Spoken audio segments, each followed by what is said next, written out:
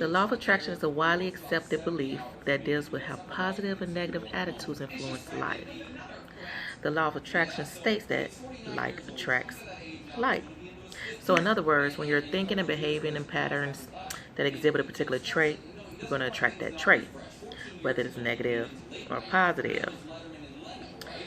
In turn, for example, you wake up in the morning and you like, okay, this is not going to be a good day. And you have that belief that it's not going to be a good day. Well, guess what? 9 times out of 10, you're going to have some obstacles in your way for that day. I mean, that's just the way it is. It happens to me a lot, whether I'm thinking negative or positive.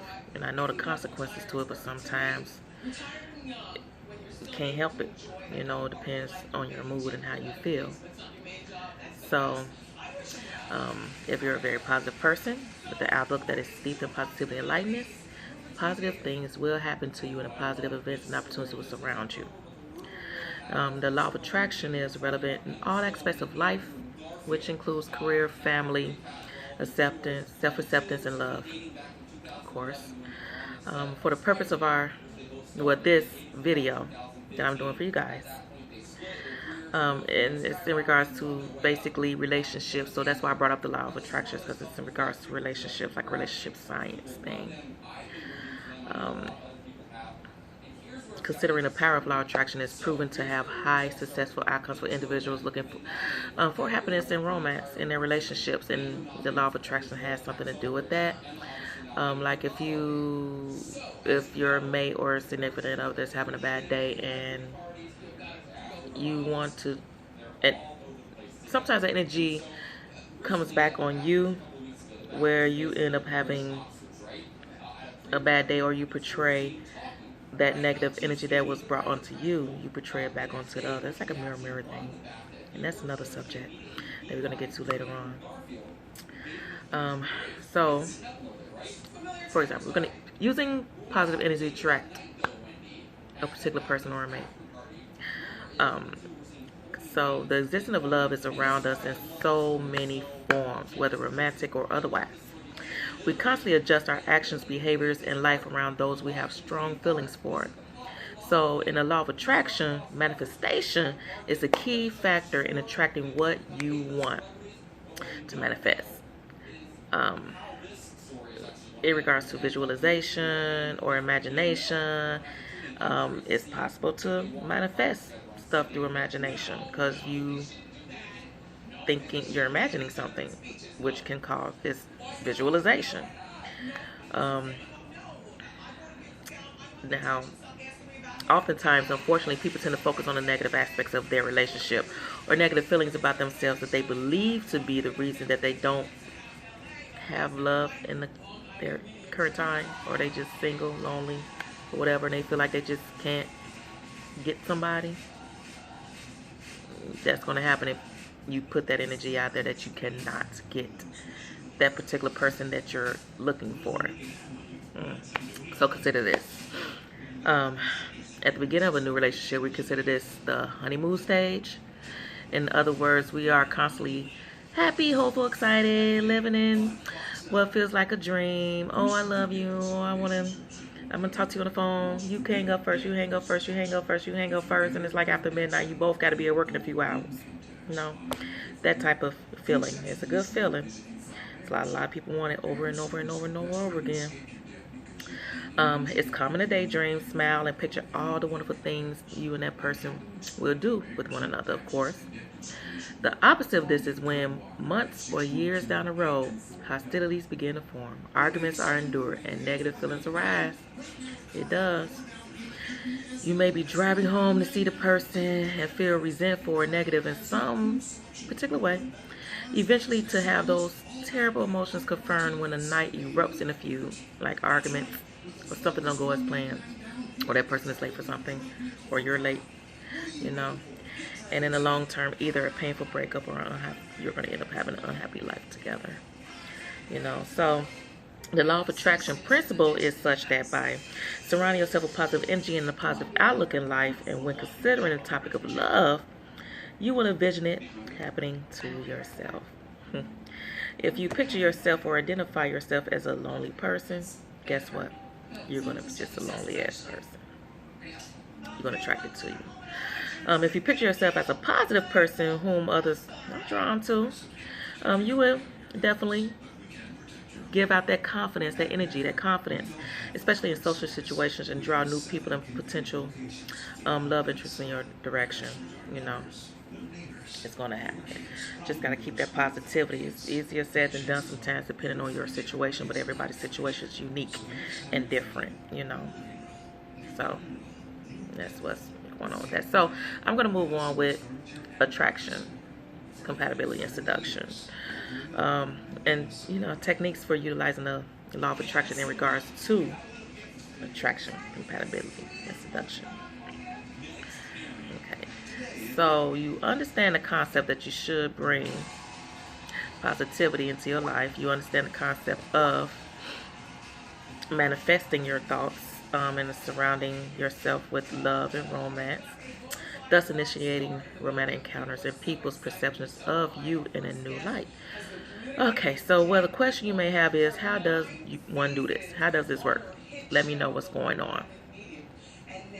So I'm going to give some examples of some ways that you can draw positive energy in your romance your way using the techniques of the law of attraction. Simple. Create a wish list. You know, get down a piece of paper, a little notebook, a little journal. And this is solely for you to be able to visualize your ideal mate, the person you want to be with, the person you see yourself with. For instance, a list of wants or likes or characteristics that your ideal mate will have. Focus on the positive aspects of that person. For example, successful is a positive item for your wish list. That's actually a really good item for your wish list. Not a loser, of course. Who wants a loser, right? That's actually a negative and hardship spin. On the same concept, keep in mind that you should focus on the good energy of your ideal soulmate, love, potential person, partner, significant other. That the characters they will possess in the way of skills, attributes, physical, the physical, the body, emotional, and intellectual features. You don't want to be with a dumb person. Of course, you want to be with a smart person. Who wants to be with a dumb person? But they can be quite entertaining sometimes, So, and the next thing on the list will be focus on good feelings. Yeah. So, find several words that you associate with how you want to feel in a relationship. Feelings such as secure, beautiful, or loved are great examples of one of the ways that one can feel in a relationship, by identifying that this is how you want to feel. You acknowledge that you feel you are worth someone treating you well enough to be treated in such a way. This hones in on a positive energy we've been talking about. So, focus on your feelings. Make sure it's positive. And when you have that positive feeling and you're trying to find a mate or attract that mate, make sure that positivity, that good feeling go out. That way you can bring that back to you in regards to that perfect person for you. Everybody had to have their own definition of who their perfect person is. Nah, it's not the same. And trust in karma. Karma is a bitch. Well, karma can be a bitch, but karma can be a very positive thing. Karma can be a beautiful. Karma can be an angel. Karma can love you just as much as you love it. So, in regards to karma is the universal law that you get out of the world that you put into it. What you give, you will receive.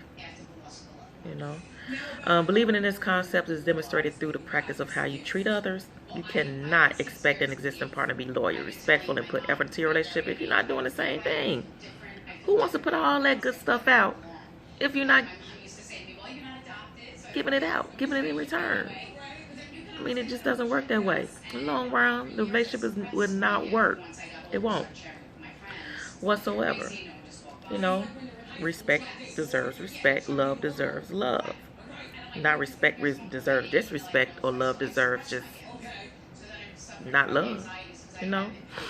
Believing and treating others as you hope to be treated is a great way of drawing attraction towards you. Number one thing, believe in yourself. That's the number one thing. So, when you believe in yourself and have love and self-love for yourself, then that will project to that other person.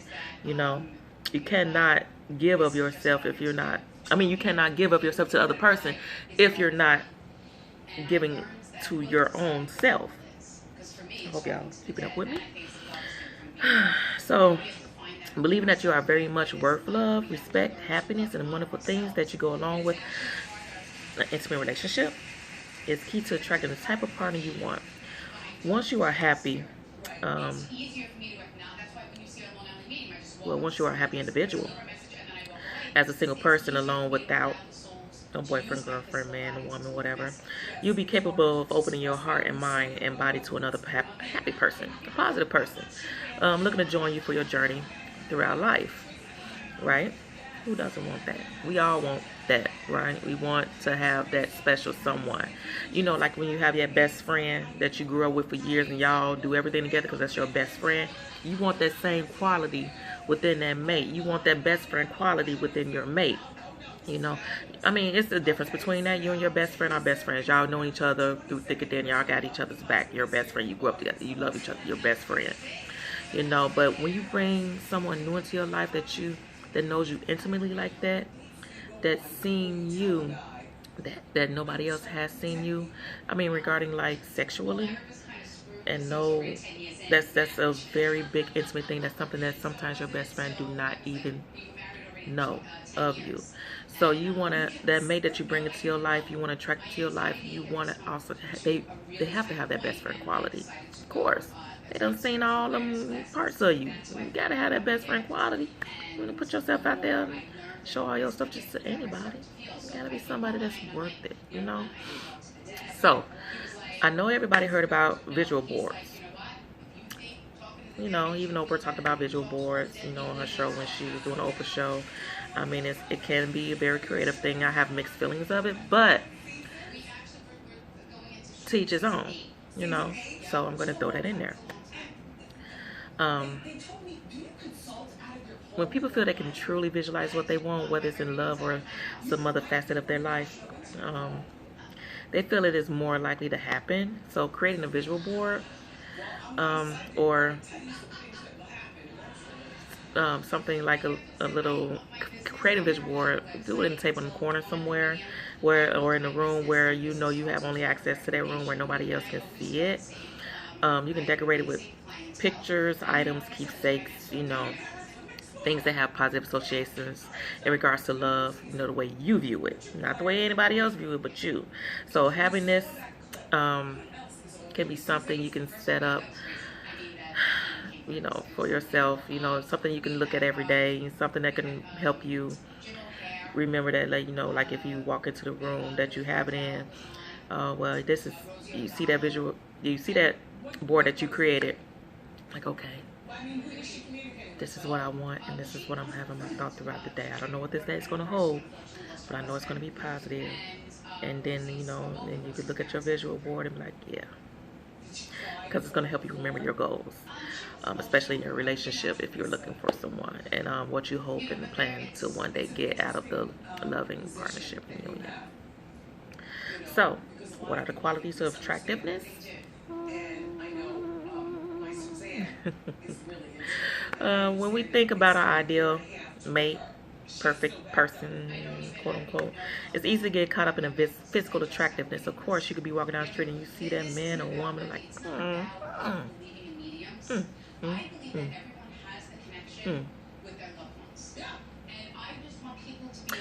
yeah.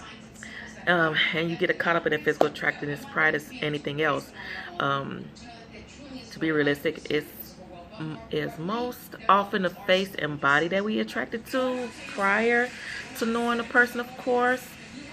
You know, that's, I would say, 70% of the time. You know, you be attracted to the physical attributes of that person. Um, you know, if someone being a instead of someone being a good person, intelligent, caring, you don't know that yet because you're looking at their eyesight attributes first. However, there is something to be said for having the ability to recognize when you have chemistry with someone, regardless of their outside appearance. Um, Chemistry can be defined as the complexity of emotions that are felt between two people, you know, who share a special connection.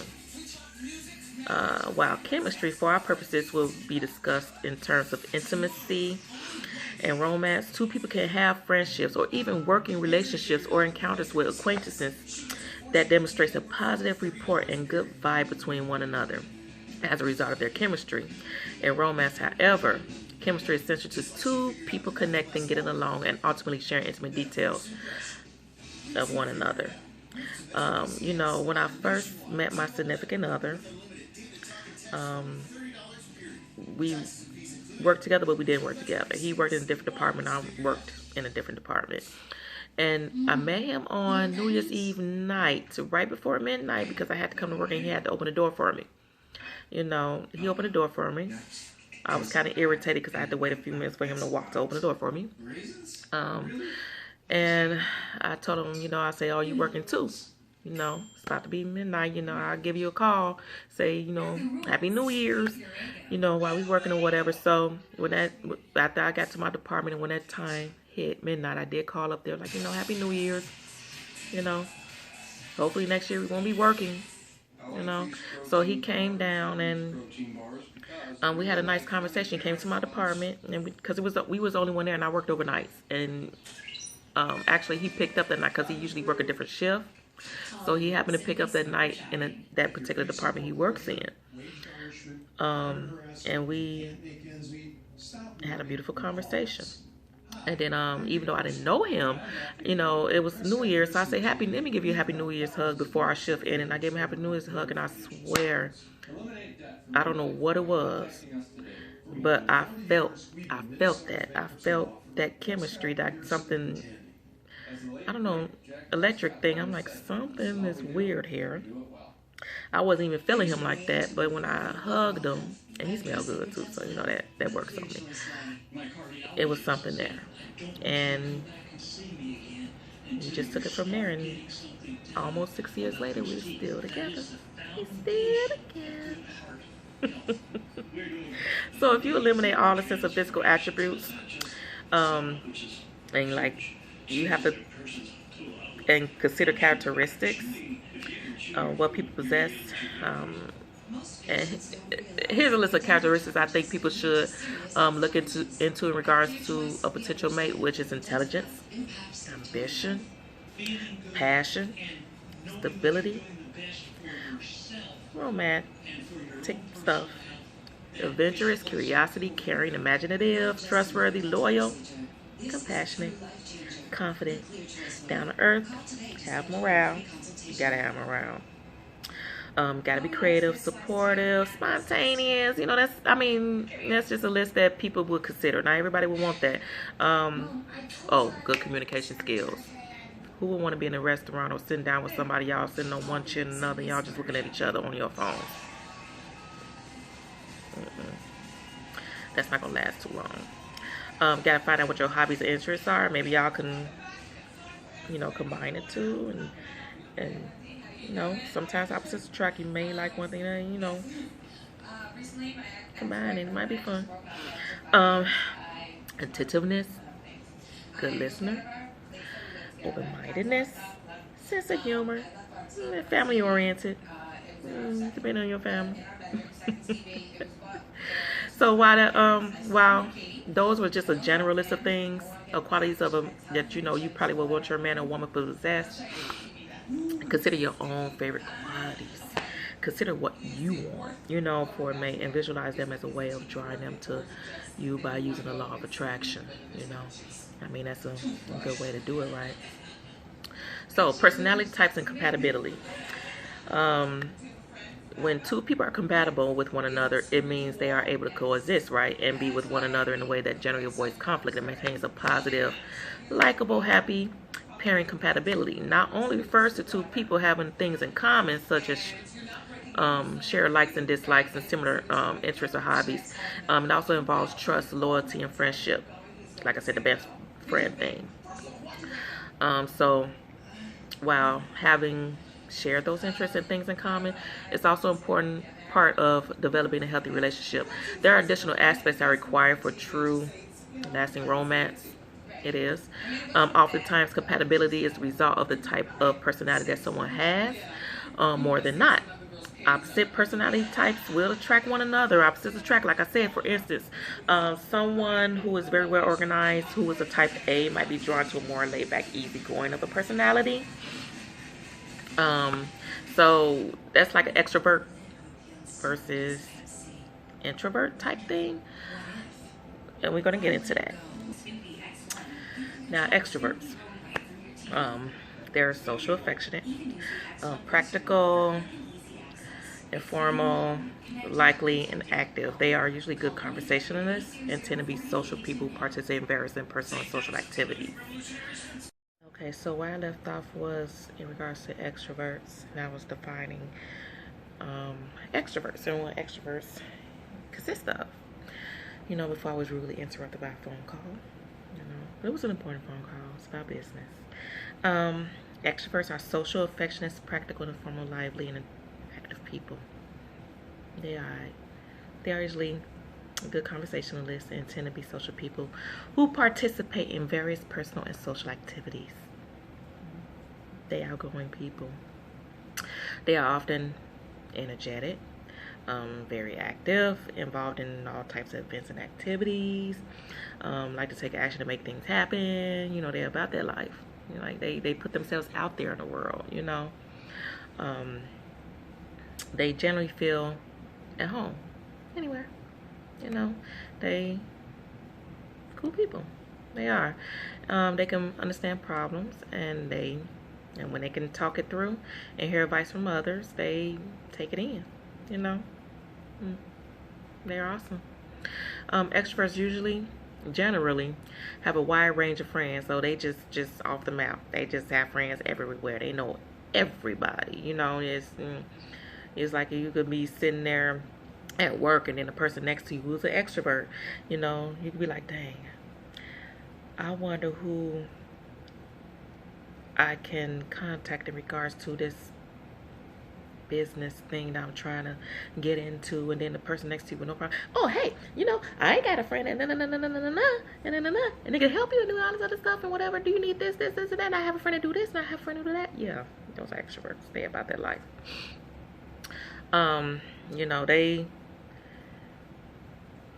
They bomb. They are. I need a lot of extrovert friends in my life.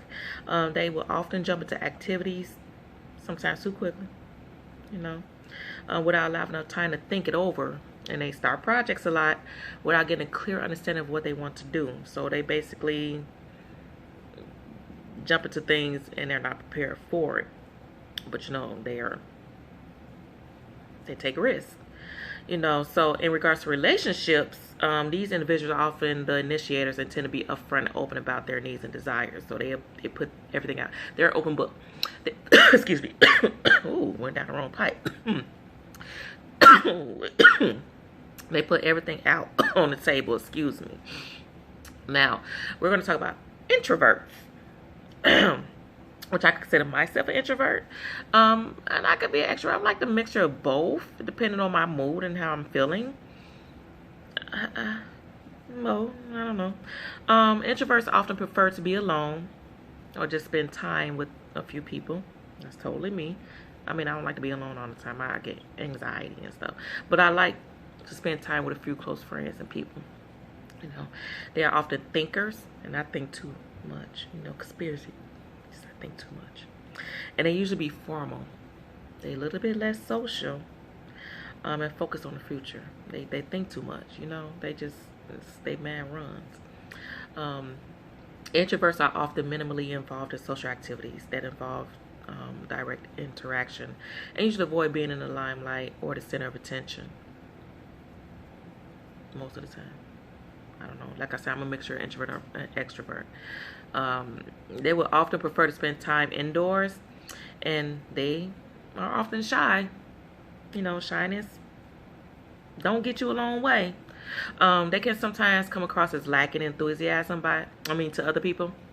And they gain their energy from dealing with pictures, ideas, memories, anything that goes through their head. They will sometimes spend too much time in reflection, if you understand what I mean. And less likely to be immediate action or put themselves out there in the early stages of relationships. Okay. So that's the difference between introvert and extrovert. So now we're going to talk about type A, type B people. To me it's the same thing as introvert, extrovert, but you ain't got to put it out there. Type A, type B people. So type A people. Type A people, personality are intensely ambitious and competitive. They tend to be workaholics. They are critical and emotional and sometimes aggressive. These type of individuals, type A, they get anxious and restless very easily.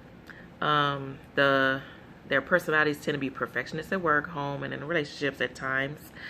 They are perfectionists to a fault, not comprehending qualities of laziness, so they're not lazy. They have a lack of ambition or skill set that do not match their own.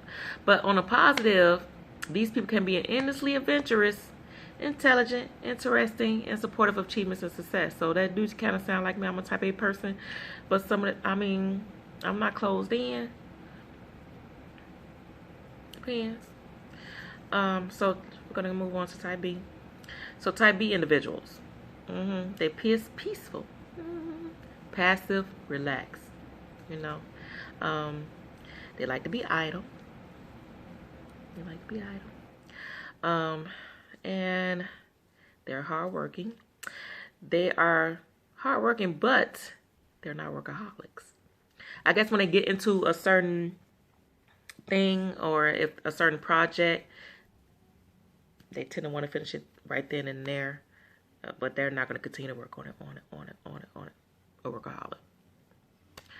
They understand how important rest and relaxation is. They like, you know what, I'm tired. I need to relax. I don't know what y'all do. Y'all gonna tire yourselves out, but I need me an hour or two and worth a nap or something. They generally lead a balanced life. They're calm. Namaste. And flexible in diverse situations. So these individuals are often soft-spoken. They work at their own pace. And they tend to be patient. Beautiful. They are more likely to be tolerant and stress-free, and tolerant of other people's differences and personalities and viewpoints. Beautiful. These type of people, I would say they're the analysts. I'm the analyst. Let's go back here. Okay. They are architects, which is they're imaginative, strategic thinkers who plan everything. Logicians, whatever. Innovators with thirst for knowledge. Commanders, bold, imaginative, strong-willed leaders. Commanders. I got a little bit of that. Maybe a leader. Debaters, debaters. Those some of the people you just. Well, that's some people I tend to. I don't want to debate all the time. They smart. They're curious thinkers and who love intelligent as conversations and challenges.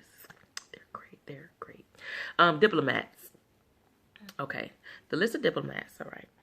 They can be advocates, inspiring, mystical, idealistic. They can be mediators. Kind, poetic, eager to help others and cause people to believe in certain things. Campaigner, whatever. Creative, enthusiastic, and free spirit. It's free spirit, I love it. Who usually has a smile on his or her face. That's beautiful. I love free-spirited people because, they're open-minded to everything.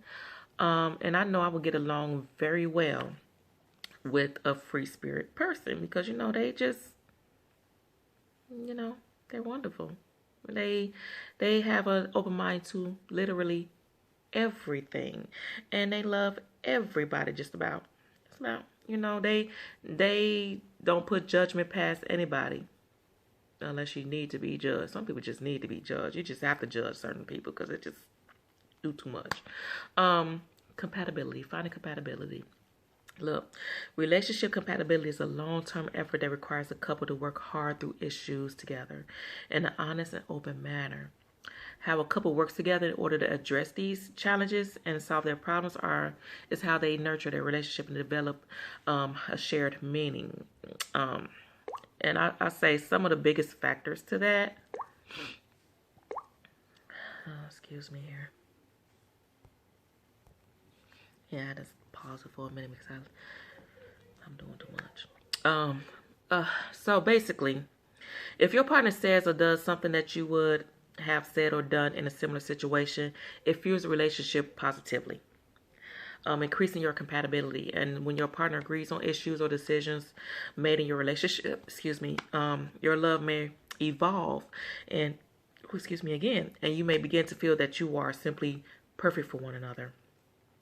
Compatibility is a wonderful thing, and it has a lot to do with feeling, emotions, feeling. When you're compatible with somebody, you have endless things. It's wonderful. So if your partner says or does something that you would have said or done in a similar situation, it fuels a relationship. When two people are compatible, they seem to enjoy each other's company. Yeah, they don't get bored with each other, which is a good thing because, they have a lot of things in common. They have some things not in common, but they are compatible. And that's what makes the relationship enjoyable. That's what makes a relationship last. And it's easy to talk to that person. Who wants to be with a person that's constantly judgmental on everything they say? I could be talking to, my significant other and no.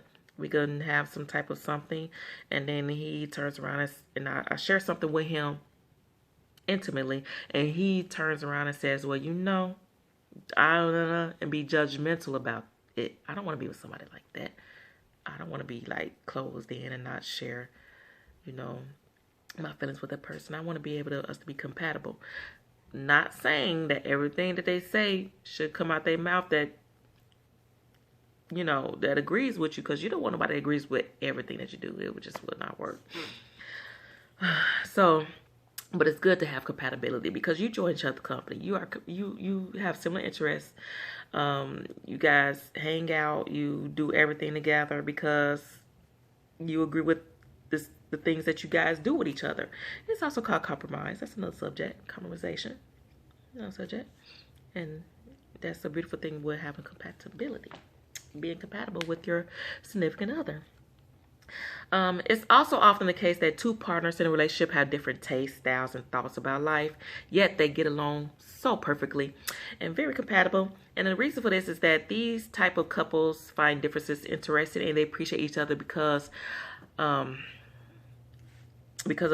respect for each other's views, opinions, key factors, You're supposed to have respect for that. It just all goes along so well. You may wonder how people that don't share the same likes, dislikes, interests, and feelings and thoughts can still be compatible. I should be trying to figure that out myself. Because, like I said, opposites do attract. And maybe because they complement each other. Complementation is good.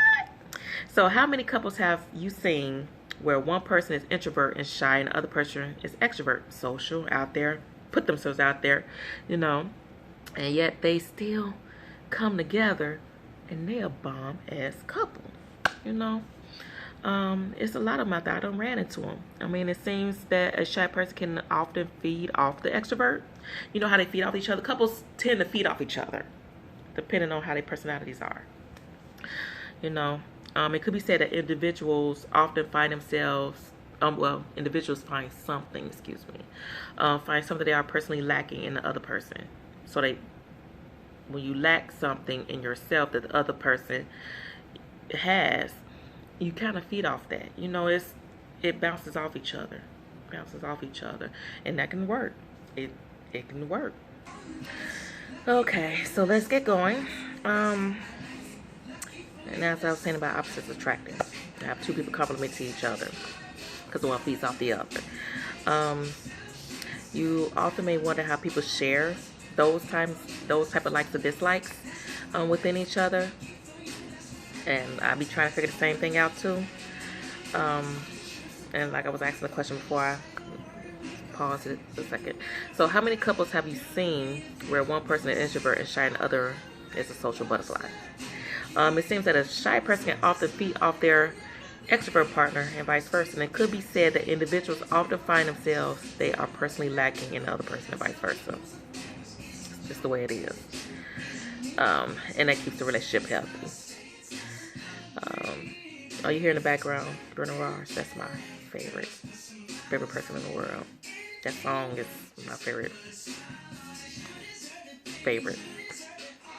So, The Art of Seduction, and that's one of my favorite books. The Art of Seduction. I mean, that's like one of the greatest books for me. I mean, I like that. And then the Art of Seduction and the 40 Laws of Power, which is 40 Laws of Power is kind of contradictory. I mean, it's like in a way you gotta lie to get through in life, or just be manipulative in order to get through in life. But it works, I guess. I mean,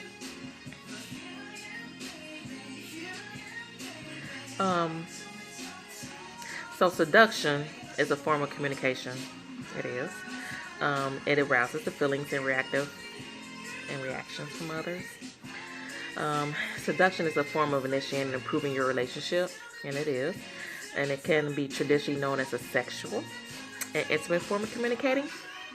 But, from a lot of research that I've done, it can totally be the opposite. It is the opposite also. It has many different meanings to it. So anyone at any age can be in seduction in a non-sexual way. For example,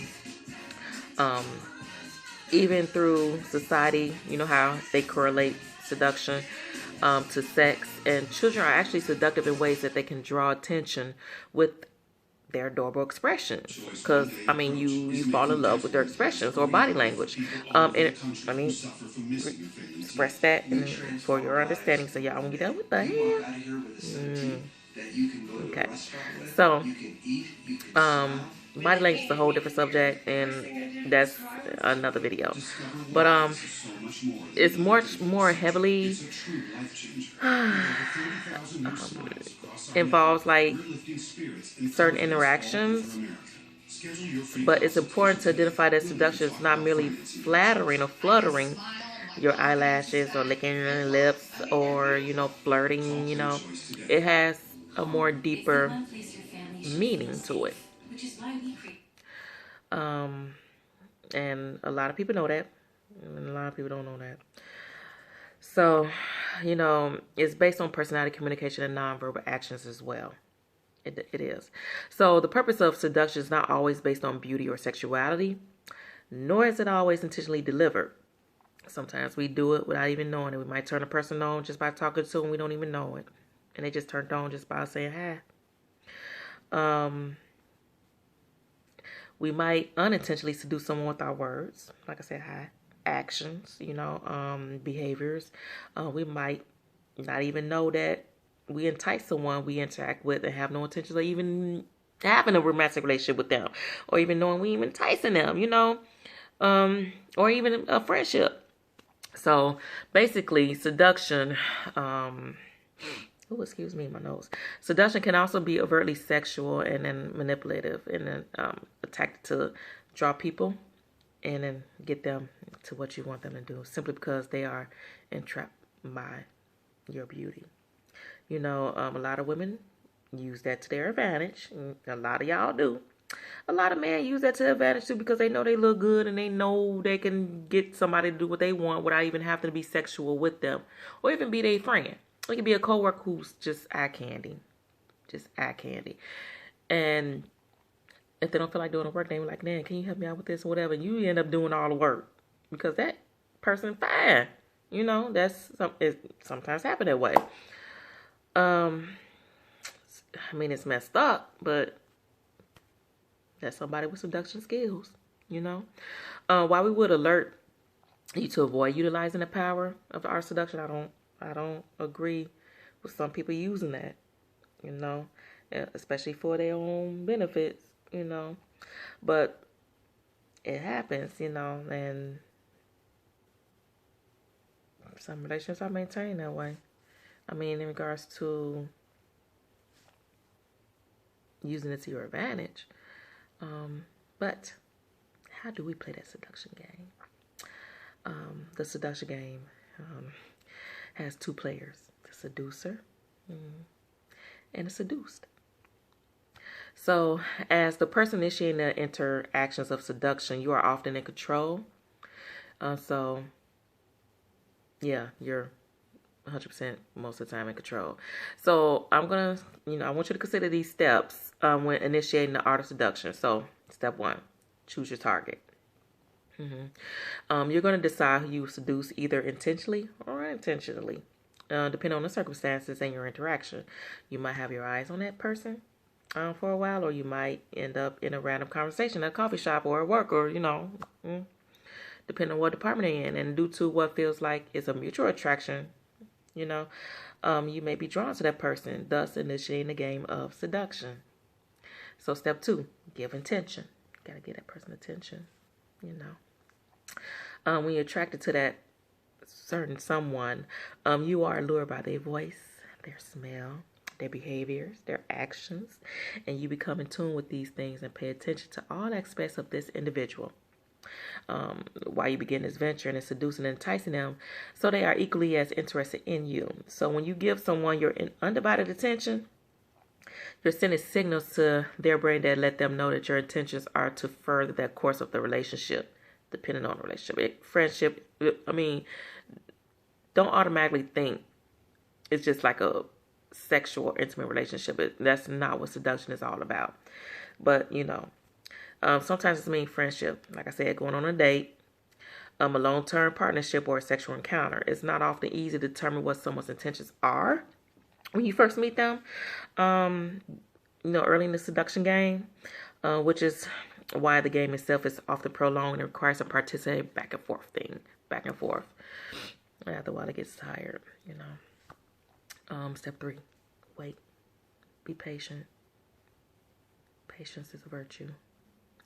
One of the greatest parts about seducing someone is the intensity that is built over time. You must allow yourself to be patient, waiting for a reaction or play that often doesn't come immediately. In a game of seduction, we don't put out all cards on the table or put out our cards on the table or place a bet, or put out our chips in a bet, at once. Instead, you work to create an illusion, of the unknown, and that will keep bringing that person back and back, wanting more and more and more, because you're giving them an illusion of the unknown. They don't know what's going to happen. They so excited with that particular, just you giving them that attention.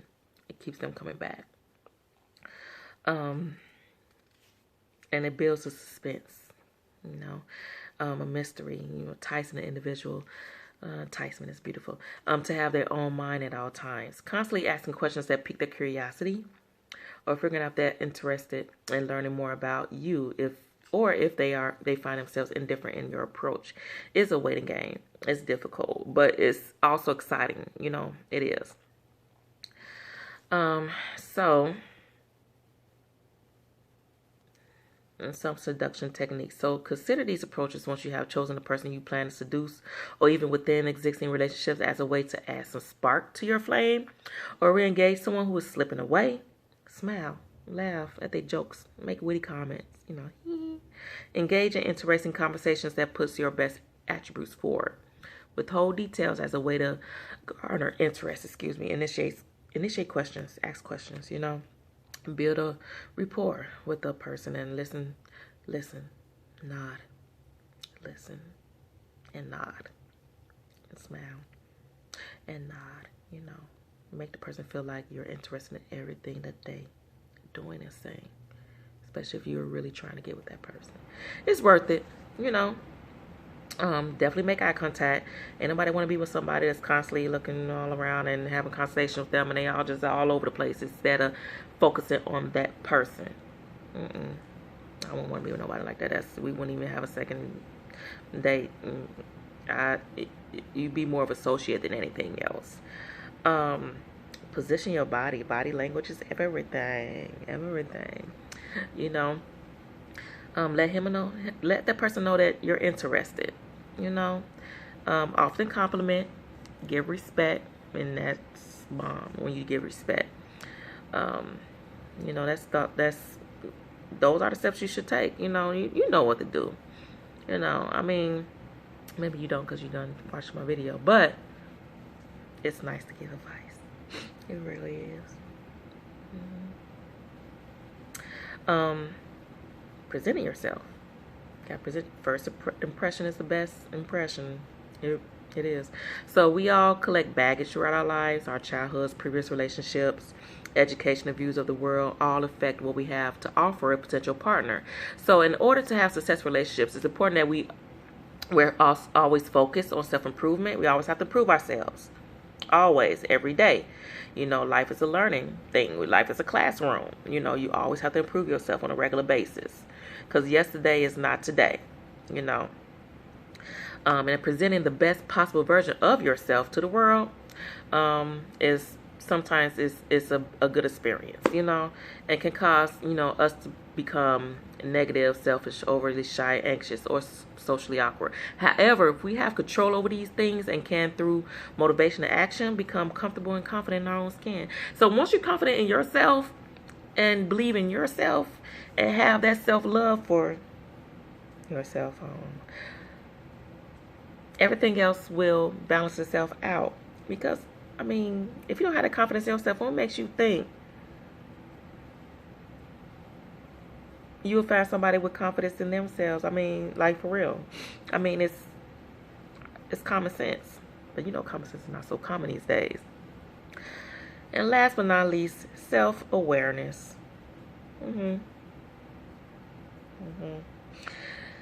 Self-awareness deals with the ability to recognize emotions, behaviors, actions, and reactions as they are happening or about to happen or after they have already occurred. So if you want to develop self-awareness, you need to tune into your feelings, you know, evaluate your emotions so you can manage them. The important cornerstones of self-awareness, and please mark this down, the cornerstones of self-awareness, is emotional awareness. 1. And that means your ability to recognize your emotions and how they affect you and others. Self-confidence, like I was just speaking of. Positive thoughts, associations related to your capabilities and self-worth. Self-control, the conscious awareness of managing disruptive or offensive impulses. Control yourself. Control that anger. Control it. It's not going to make you look good in the long run. It's not. All in all, your social skills is your number one thing. When you know how to speak and you bring yourself to the table, you just got to know what, hopefully you know enough of yourself to know what to say to win that person over, to seduce that person. If you don't know nothing about yourself, then you don't need to be looking for anybody right now at all.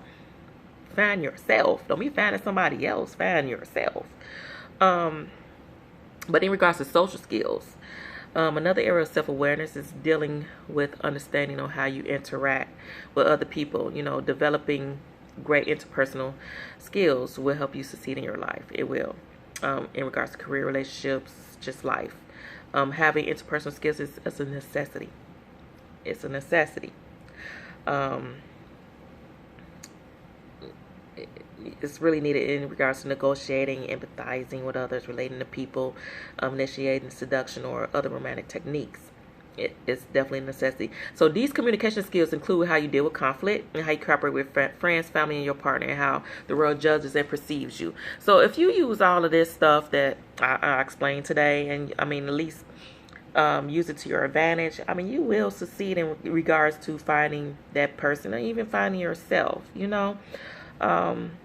I hope you found this video interesting. Please leave comments, whether good or bad. I know it's a lot of people that wants to leave bad comments. Go for it.